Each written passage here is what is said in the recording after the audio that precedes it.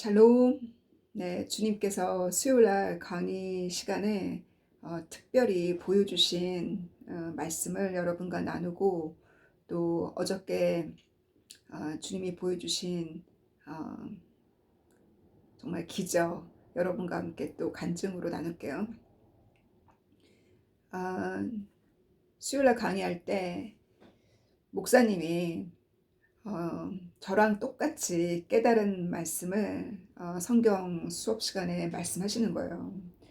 그래서 제가 너무 감동을 받아서 하이파이브를 그룹에서 같이 강의를 하다가 하이파이브를 할 정도로 제가 너무나 감동을 받았던 것이 뭐냐면, 예수님께서 이 처음으로 자신의 죽음을 예언하셨을 때 마태복음 16장 21절 말씀 이후로 제가 지난 시간에 말씀드린 대로 세례 요한이 죽임을 당하고 감옥에서 순교를 당하고 나서, 그때가 예수님과 함께 한 거의 2년을 복음을 같이 전하셨잖아요. 퍼블릭 미니스트리를, 공식적인 목회를 같이 2년을 같이 하다가 세례요한이 순교한 이후로 예수님에게 주어진 시간이 1년밖에 안 남았잖아요. 1년 반. 그래서 세례요한이 떠난 이후로 예수님의 커다란 방패막이 같은 오른손이 떠난 거예요. 마치 축구를 할 때 방어하는 사람이 있고 공격수가 있잖아요. 세례요한이 있었기 때문에 예수님이 안전했잖아요. 세례요한이 워낙 모든 사람들이, 바리새인들조차도 종교인들조차도 세례요한을 두려워했으니까. 왜냐하면 모든 사람들이 선지자로 믿었기 때문에. 그래서 그러한 세례요한 떠난 이후로 예수님께서 마음에 어떤 마음을 가지셨겠어요? 생명에 대한 위기가 있잖아요. 예수님이 주어지신 그 생애를 이 땅에서 이루셔야 되는데, 예수님을 먼저 공격하거나 어떤 생명의 위험이 있잖아요. 그래서 예수님께서 유다 땅을 피하시고, 군중을 피하시고 조용한 레바논과 또 저 북쪽 시리아 땅까지 이렇게 깃발을 꽂으셨잖아요. 시리아 땅 끝까지 가셔서 다마스커스 근처까지 가셔서 이 베드로의 신앙 고백을 들으신 것도, 그 이스라엘의 경계 끝까지 예수님이 발걸음을 가셨잖아요.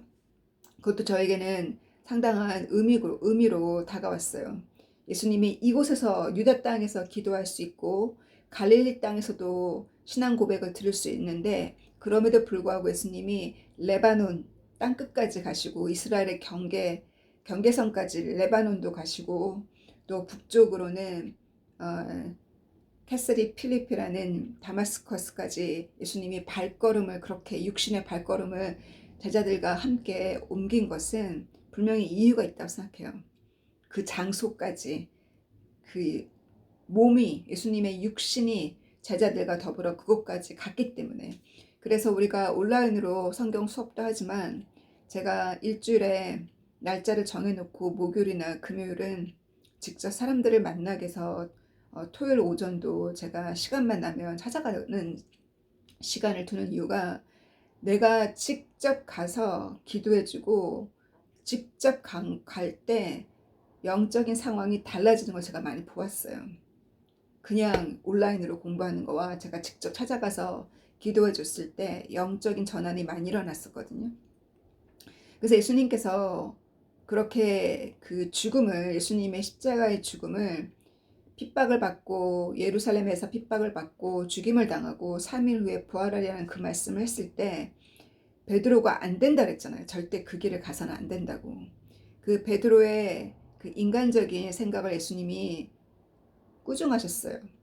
그리고 나서 예수님께서 갈릴리 바다 남쪽에서 서쪽 편에 있는 이 마운틴 오브 타버라는 둥근 산, 한 600m 정도 되는 둥근 산 위에 올라가셔서 이 엘리야와 모세와 함께 대화 나누시는 장면을, 예수님의 그 광채를, 이 베일을 덮어쓴 인간의 육신의 예수님이 아니라 베일을 벗긴 예수님의 그 오리지널 하나님의 아들의 모습을 베드로와 야고보와 요한이 보았잖아요.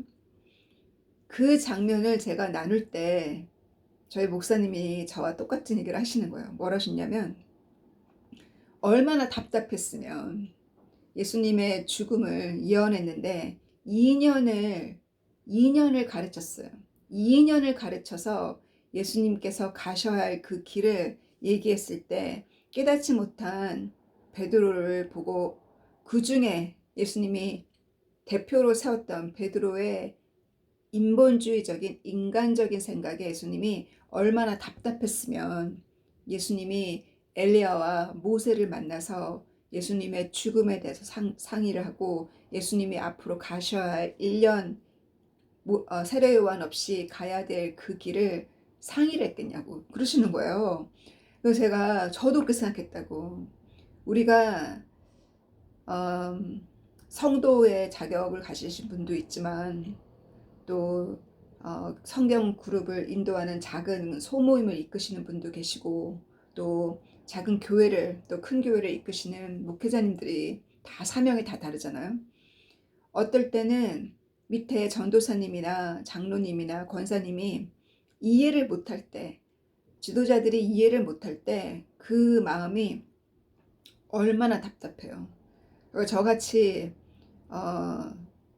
개척하는 사람은 아예 저는 사람에 대한 기대가 전혀 없어요.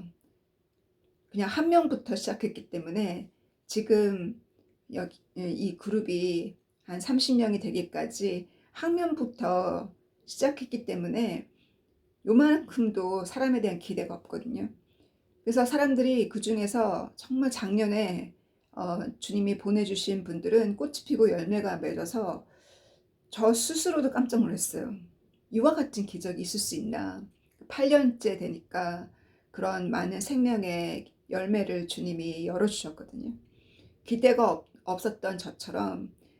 그러나 그 사람들에 대해서 실망했을 때, 그 기대가 무너졌을 때 갈 수 있는 곳이 어디냐면, 예수님은 조용한 산으로 가셨고 조용히 혼자 기도하러 조용한 곳으로 가셨어요. 제자들을 두고. 예수님도 고독하셨고, 예수님도 고개를 여우도 굴이 있고 새도 둥지가 있지만 내 머리 둘 데가 없다는 그 예수님의 그 고도, 예수님도 그 답답한 마음과 그 답답하고 대화가 안 되는 그 마음을 풀기 위해서 산으로 올라가서 모세와 엘리야와 대화를 나누신 것처럼, 우리도 사람과 대화가 안 될 때마다 주님 생각을 하세요. 주님이 그러했다는 거. 그래서 성인은 외롭다 그랬어요. 대화되는 사람이 단 한 명도 없어요. 그것을 제가 알면서도 사람들이 너무 잘하다가 또 실망을 줄 때 저도 같이 실망을 하는 거예요. 그러한 그 고비를 계속 경험하면서 아예 사람에 대한 기대를 전혀 하지 않는 것이 이제는 그 정답이라는 것을 아예 저 자신을 스스로가 방어를 해야 돼요. 누가 잘할 때 이거 템포럴이다. 잠깐 요러는 거지. 그렇게 기대를, 그러나 주님이 언젠가는 이 일을 함께 할 수 있는 오른팔 왼팔 같은 동력자를 보내주실 거예요. 그러나 많은 기대를 사람에게 하지 않는 것은 주님이 그 길을 가신 것처럼 우리도 그 길을 가야 되고 우리도 그런 경험을 해야 된다는 거. 그래서 그 답답한 마음을 모세와 엘리야를 통해서 예수님이 위로받으셨고, 예수님께는 그것이 필요했어요. 예수님께 십자가 전날 베드로와 그 12명 중에 탑3 야고보와 요한에게 끼어서 기도하라고, 예수님이 힘드시니까 그 마지막 십자가 전날 새벽에 기도하실 때 예수님도 죽음에 대한 두려움으로, 그 육신을 가진 예수님께서 그 순종하기까지 예수님도 힘드셨을 때, 그 두려움을 극복하기라 힘드셨을 때 예수님이 누가 필요했냐면 그 3명의 제자들의 기도가 필요했어요. 근데 예수님이 그 기도를 못 받으셨잖아요. 그랬을 때 천군 천사들이 예수님이 씨름하면서 그 그 핏줄이 터지면서까지, 땀이 피가 되도록 핏줄이 터지면서까지 그렇게 씨름하면서 기도하셨을 때 천군 천사가 힘을 실었더랬어요. 그래서 예수님께서 그 철야 기도를 통해서 그 두려움을 이기셨거든요. 그리고서 일어나서 나 준비됐으니 가자. 죽음아 와라 하고 예수님이 순종하는 마음으로 이 죽음을, 그 사망의 권세의 그 죽음에 대한 두려움을 예수님이 이기셨잖아요. 그래서 우리가 누구를 만나러 갈 때 누가 죄를 짓고 있거나 또 누가 잘못하고 있는데 가서 말을 해야 되는데, 어떨 때는 목회자들이 아무리도 성경을 가르친 자라 할지라도 그 사람이 말을 너무 잘하면 가서 그 회개시키기가 그렇게 어려워요. 전도하는 만큼이나 어렵거든요. 크리스찬이 죄를 짓는데 그 죄를 가서 부드럽게 얘기하지 않으면 상처 줄일 거 상처를 줘서는 안 되잖아요. 상처가 아니라 깨우쳐 줘야 하잖아요. 그 뒤에 있는 어둠을 물리쳐 줘야 되는데, 사랑으로 권면하기까지 철학의 기도가 필요하다는 거. 주님이 저로 하여금 지난 딱 거의 한 달 됐어요. 크리스마스 전날부터 크리스마스 이브부터 지금까지 새벽에 깨우시고, 어떨 때는 1시, 2시, 오늘 아침에는 4시에 깨우셨거든요. 그래서 2시간씩 방언으로 기도하게 하셨어요. 우리가 1시간 이상, 거의 2시간 가까이 하루에 그 기간 동안 방언으로 기도하고 기도로 신음하지 않으면 생명을 구원하기 힘들어요. 그 생명을 내가 양육하고 있고 생명을 잉태하고 있고 생명을 가르치고 있다면 적어도 하루에 1~2시간은 방언으로 기도해야 된다는 거. 그것을 못하고 시간이 없을 경우에는 1끼 2끼 금식을 해야 돼요. 그와 같은 영적인 무장이 아니고는 이 마귀들을 이기기 어려워요. 그래서 그렇게 한 달을 기도하고 났을 때 제가 대화를 하기 힘든 분을 만나서 대화로 그 거의 2달 이상 마음에 두었던 것들을 얘기를 할 수 있었거든요. 그래서 정말 그 마음이 전달되어지고 오해가 풀리고, 그래서 저는 그 무엇인가 제가 전했던 그 메시지가 가슴을 울리고 다시 그 씨가 뿌려져서 회개의 열매가 열리기를 저는 간구합니다. 주님의 이름으로. 내가 어찌 사람의 마음을 움직이겠어요. 사람의 마음을 움직이는 것은 주님이시기 때문에 저는 가서 충고했고 조심하라고 했고, 주님이 아침에 그 상담을 하러 가기 전에 갈라디아서 6장 1절을 주셨거든요. 형제 자매들아, 누군가가 죄를 짓고 있는 것을 너가 보았거들랑 영이 살아있는 너는 가서 그를 회복시키라고. 어떻게? 부드럽게 가서 회복시키라고. 그러나 조심하라고 그랬어요. 너도 그 사람이 짓고 있는 그 죄에 너도 유혹되지 않도록 조심하라고. 그래서 가서 상담을 하다 보면 이 세상의 크리스찬으로서 세상 것을 너무 사랑하는 거예요.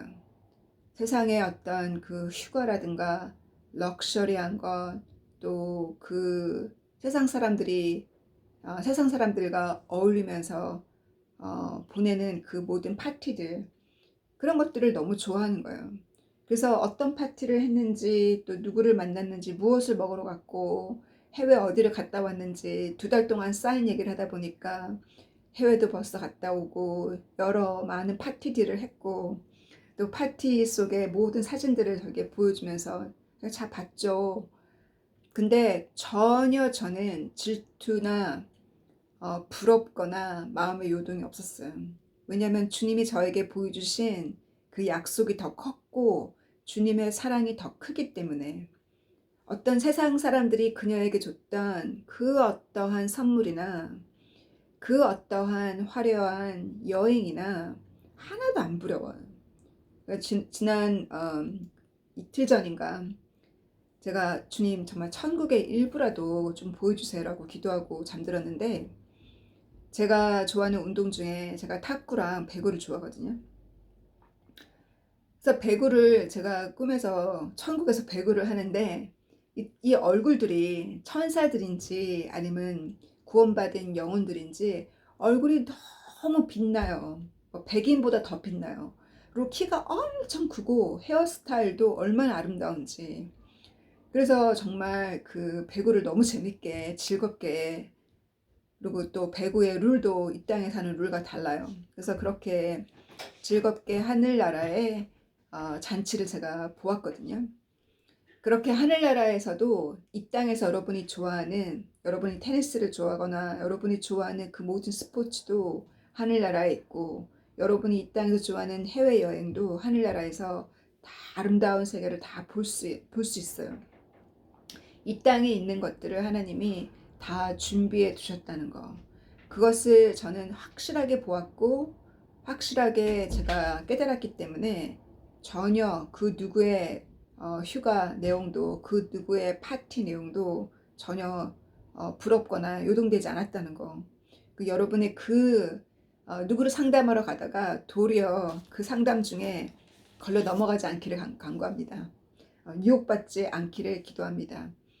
그래서 그 목사님이 얼마나 답답했으면 모세와 엘리야를 하자갔을까 그 말씀을 하셨을 때, 제가 집에 와서 가만히 또 묵상하다 보니 주님이 무엇을 또 강조하셨냐면 2년이면 충분하다 하셨어요.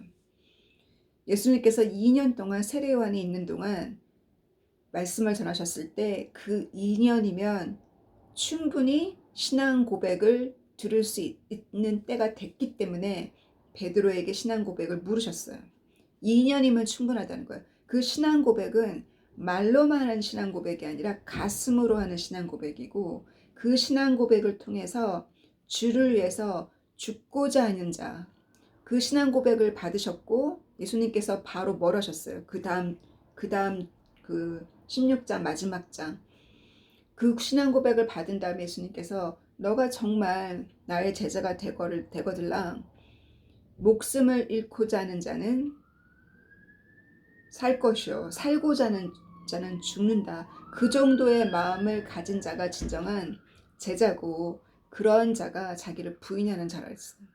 자기를 부인하고 너의 십자가를 짊어지고 나를 쫓는 자가 예수님을 따르는 제자의 컨디션이라 했어요.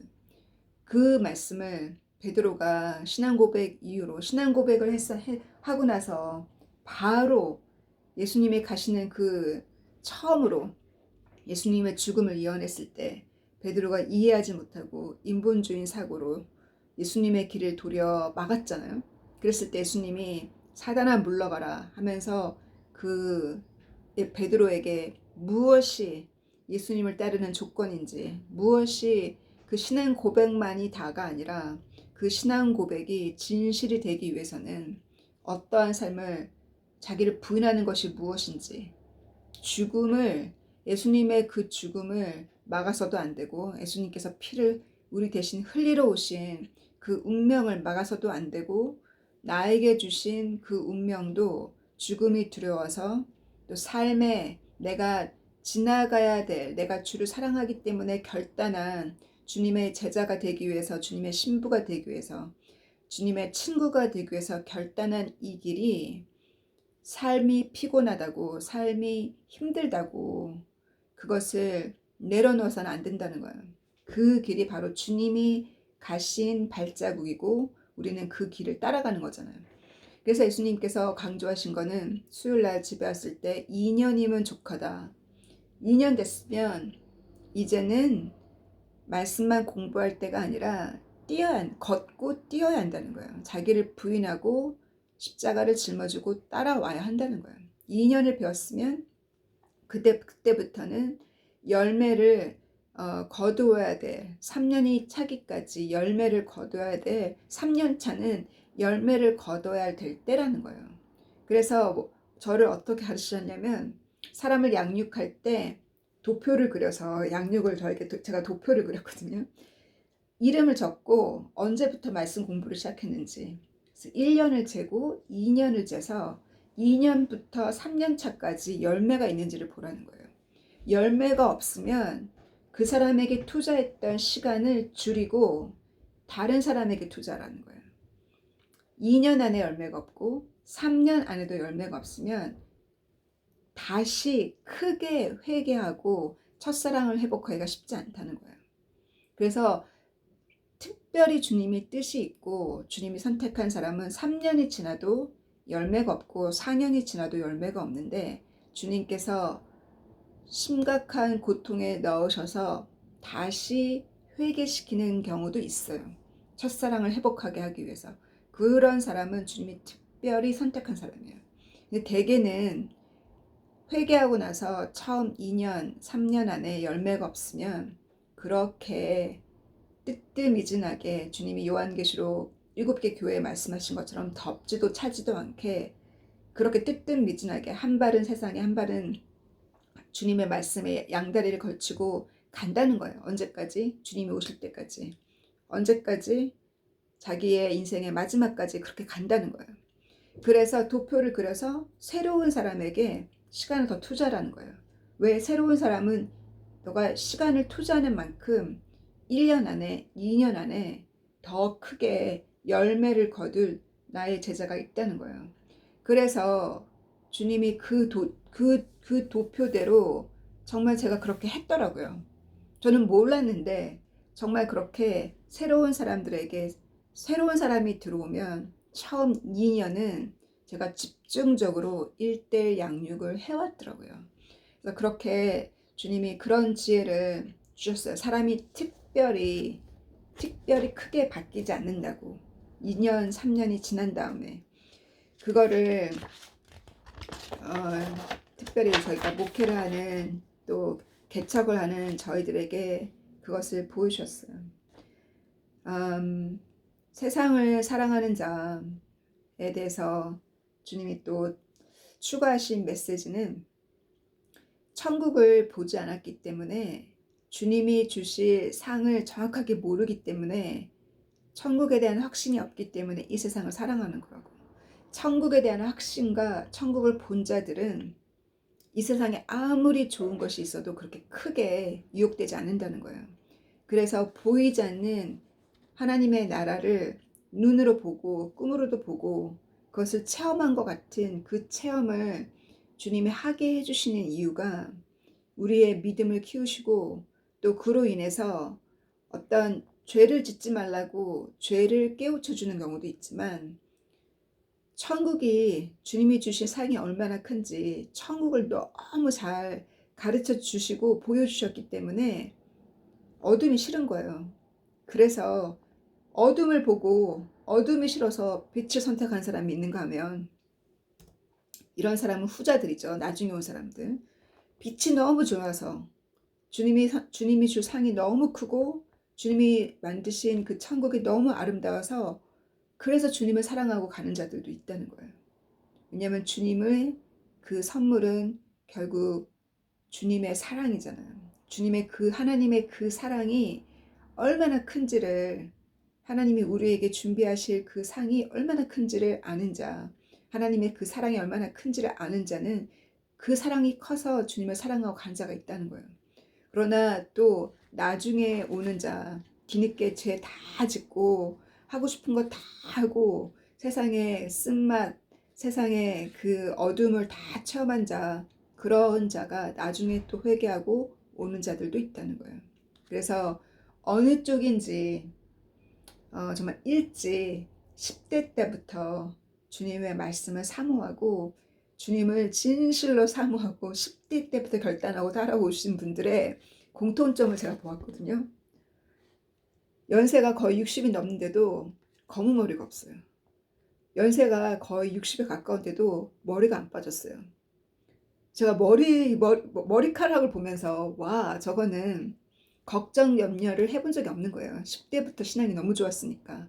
그래서 걱정 염려 없이 주 안에서 기뻐하고 즐거워하고 믿음이 좋으신 분들은 연세가 있어도 머리도 까맣고 또 흰머리가 있다 할지라도 머리가 안 빠져요. 대머리를 본 적이 없어요. 그것도 하나의 저에게 보여주신 징조였어요. 이렇게 세상을 사랑하고 또 그 자기 자신의 자기가 결정한 자기의 도덕 기준과 자기의 의를 자기 self righteousness 자기 스스로가 의롭다는 self righteousness와 자기의 도덕관념이 높으신 분들이 크리스찬 중에 그런 분들이 참 자기 스스로의 의를 많이 믿다 보니 참 깨어지기가 힘드신 것 같아요. 왜냐하면 자기 안에 그 죄를 볼 수가 없는 거예요.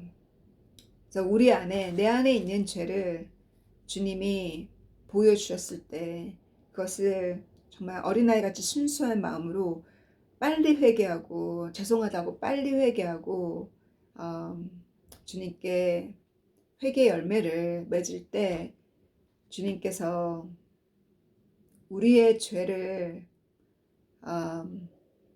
뭐라 하시는 것이 아니라 회개치 못한 강팍한 마음 때문에 주님이 우리를 연단시키시는 거잖아요. 그래서 그런 강팍한 마음이 내 안에 있고 정말 사랑하기 힘든 한 사람을 사랑하기 힘든 나를 상처를 준 그 사람을 사랑하기 힘들 때 제가 거의 한 달 동안 금식하고 해 질 때까지 금식하고 물론 제가 그렇게 금식 때문에 살이 빠진 것은 아니지만 나름대로 제가 그렇게 한 달 동안 저의 겸손과 또 저를 낮췄을 때 그 기적을 보았어요. 제가 말하기 힘든 것을 제가 말할 수 있었고 그거를 되새겨 듣는 일이 어제 있었고요. 또 어제 어떤 일이 있었냐면 알코올로 거의 알코올 중독이거든요. 날마다 술을 마시니까. 그래서 술을 날마다 드시는 분은 피부가 벌써 완전히 이렇게 많이 안 좋잖아요. 거기다가 또 담배를 많이 피우니까 담배와 술로 꽉 절어서 가까이 가면 담배 냄새가 너무 강해요. 그런 분을 제가 사랑할 수 있었다는 거에 제가 저 스스로도 너무 놀랬거든요. 물론 그분이 집을 나가라고 자기 월세로 살고 있는 그 집을 나가라는 말을 듣고 저희가 기도해서 기적이 일어났었잖아요. 집을 찾았던 기적이 일어났었는데 상황이 또 바뀌었어요. 투 베드를 구했는데 투 베드를 베네핏으로 국가에서 주는 그 베네핏이 있어요. 그 베네핏을 받을 수가 없다는 거예요. 스튜디오룸이나 원베드가 아니면 너가 그 혜택을 국가에서 주는 혜택을 받을 수가 없다는 말을 듣고 결국 그 오퍼를 주인한테 받았는데도 주인한테 오퍼를 받은 것만으로도 엄청난 기적이거든요. 보통 주인들이 얼굴 보면 알아요. 아무한테나 자기 집을 세를 주나요? 딱 보면 냄새나고 얼굴에 알코올과 담배로 쩔어 있는 사람이고 그런 사람한테 집 잘 안 주죠. 렌트비 못 낼까봐. 근데 그 오퍼를 받은 것도 기적인데 결국은 카운슬러부터 거절을 당했어요. 투베드이기 때문에. 그래가지고 또 울고불고 난리가 났어요. 그래서 제가 주말에 찾아갔거든요. 찾아가서 기도로 내가 후원하고 있으니까 절대적으로 믿으라고. 1월 말에는 이사를 나가야 되는 거예요. 그러고 나서 제 차가 작잖아요. 주님이 발렌타인 때 저에게 7, 8년 전에 주셨던 그 선물, 발렌타인 때 저에게 키를 달라고. 제가 그때는 회개한 지 1년밖에 안 됐을 때요. 정말 첫사랑으로 완전히 뜨거웠을 때 그때 날아다녔을 때 그때 제가 주님한테 저에게 차를 주시면 제가 주를 위해 쓰겠다고 했거든요. 그리고 또 제가 사인을 구했어요. 징조. 주님의 사랑의 징조로 발렌타인 때 받게 달라고. 근데 기적같이 키가 딱 발렌타인 때 그날 키를 받게 됐어요. 그래서 그 중고차를 끌고 제가 성경 학교도 마쳤고 7년 그 수업도 마쳤고 또 사람들 방문할 때 차가 있으면 편하죠. 그리고 음식도 실어 나르고. 그런데 그 작은 차로 제가 그분이 그 많은 화분을 많이 갖고 있어요. 근데 그 화분을 이사를 1월 말에 나가야 되는데 아직 집을 못 찾았으니 이 화분이라도 누가 케어를 해줬으면 좋겠다는 거예요. 자기가 집을 못 찾으면 짐은 대충 게러지에 집어넣고 스토리지에 집어넣고 그냥 호텔에 가겠다는데 호텔에 가려면 이 화분들을 못 가져가잖아요. 그래서 화분 몇 개를 내가 케어를 해주길 바라냐 했더니 할 수만 있으면 다 가져가라는 거예요. 그래가지고 제가 어제 차로 총 7개를 제가 지난주랑 어제까지 7개를 실어 놨거든요. 그래서 너무나 크고 무거운 거는 또 친구한테 부탁해서 그 친구 정원에 2개 옮기고 또 제 집으로 나머지 5개 다 가져오고 그랬어요. 그러는 과정 중에 그 형제님이 차에 탔거든요. 처음으로 제 차에 탔죠. 그랬을 때 제가 잘됐다 싶은 거예요. 그래가지고 차 안에서 차를 옆에다 세워놓고 같이 기도하자고 그랬더니 아무 말 안 해요. 지금 6일 일주일 안에 이사를 나가야 되잖아. 아직 집을 못 찾았잖아요. 차 안에서 제가 기도할 테니까 같이 기도하자고. 정말 차 안에서 같이 기도했더니 마지막에 아멘 그러는 거예요. 그래서 그렇게 아멘 하는 거 쉽지 않거든요. 제가 믿지 않는 분들한테 기도했을 때 쉽게 마지막 기도 제가 아멘 했을 때 같이 따라서 아멘 하시는 분 많지 않아요. 그래서 그 형제님이 아멘 하셨으므로 사랑하는 주님 감사합니다. 주님께서 정말 죄인이 눈물을 펑펑 흘리면서 주님께 돌아오는 그 장면을 보기를 간구합니다. 인생을 하나님 창조주 하나님을 등지고 자기 손으로 살아보겠다고 그렇게 몸부림친 이 형제, 나이가 60이 넘도록 60 가까이 되면서도 손에 가진 거 하나도 없는 주님, 정말 국가에서 주는 혜택으로 사는 이 알코올 중독자를 주님께서 제가 뭐라고 저의 사랑이 부족한 저를 통해서 어떻게 그 형제를 구원하고자 하는지. 주님, 저는 사랑이 부족하고 저는 불가능합니다. 주님, 저같이 불가능한 사람을 통해서 어찌 그 형제를 구원케 하시려고 하시는지. 저는 불가능하고 저의 사랑이 불가능하고 저같이 이기적인 사람이 어찌 그 형제를 사망에서 생명으로 구원할 수 있겠습니까? 주님께서 그 형제에게 주님의 사랑을 저를 통해서 보여주시고 기도 응답이 어떻게 이루어지는지를 그 기적을 보여주셔서 그 형제의 입술에 다시 기도가 살아나게 하여 주시고 창조주 하나님을 부르는 자가 되기를 간구합니다. 마귀가 다 물러가고 사단이 물러가서 술에 의지하지 아니하고 담배에 의지하지 않고 술과 담배가 없어도 마음의 평안이 가능하다는 것을 체험케 하여 주시기를. 그 어떤 부모도 그 어떤 부자 형제들도 자기를 돕지 않지만 자기를 돕는 자가 저 같은 연약한 외국인이라는 것을 깨닫고 알게 하여 주시고 저의 이 작은 희생을 통해서 주님의 그 사랑이 전달되어지기를 간구합니다. 주님께서 많은 기적을 보여주신 것처럼 이 형제에게 그 기적을 보여주시기를 간구하니 집을 찾는 것만이 아니라 주님 앞에 돌아오기를, 주님 앞에 남은 인생을 주님께 드리는 형제가 되기를 간절히 간구하면서 주님의 이름으로 기도드렸습니다. 아멘. 그래서 우리 안에 사랑이 부족하고 용서하기가 힘든 사람, 우리 그러한 분들을 위해서 한 달 동안 금식하고 또 내가 할 수 있는 기도를 통해서 찾아가서 주님이 그러한 분들을 고통에 넣으신 거는 그들에게 마지막에 기회를 주신 거예요. 그 고통 중에 있는 자들을 찾아가고 내가 할 수 있는, 저는 처음에 주님이 차를 주셨을 때 얼마나 닦고 얼마나 열심히 관리했는지 몰라요.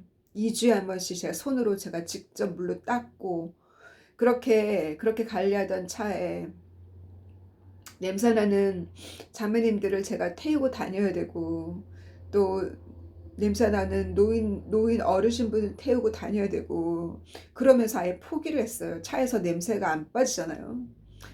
아예 차 닦는 거를 포기하고 또 이렇게 화분들을 실어 나르면서 그 흙이 차 뒤에 다 쏟아지고 그 망가지면서 내가 얼마나 내 것을 아꼈고 주님 앞에 그것을 다 회개하면서, 주님이 주신 거잖아요. 주님이 주신 거를 주를 위해서 당연히 사용해야죠.